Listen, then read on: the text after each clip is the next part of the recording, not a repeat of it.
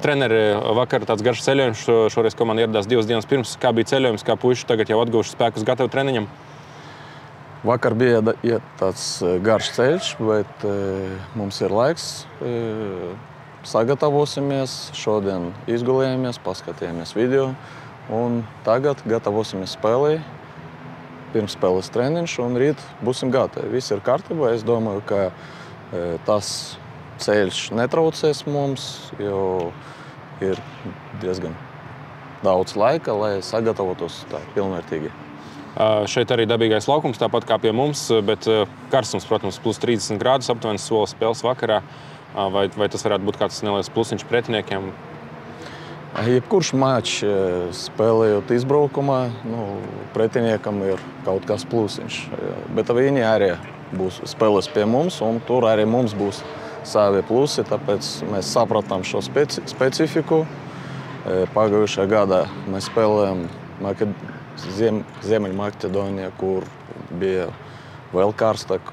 Nekas adaptēsimies, un es domāju, ka tas netraucēs mums, jo nav tā, ka nevar spēlēt un parādīt savu sniegumu.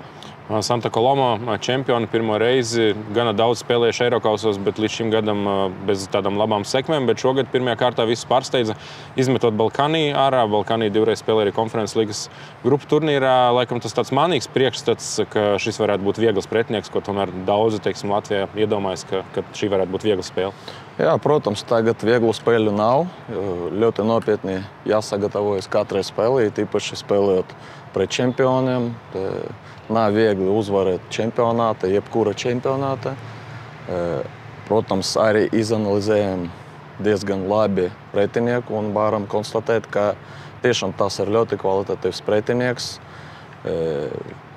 90% tie ir Spānijas futbolisti. Jā, mēs saprotam, ka visiem ir laba futbola skola. Spānija ir šogad Eiropas čempioni. Tie spēlētāji, viņiem vienalga, kur spēlēt, pret ko spēlēt, jo arī iepriekšējās spēles pret Midtjylland spēlēt mājās vai izbraukumā, viņi spēlē tāpat agresīvi un pārliecināti par saviem spēkiem.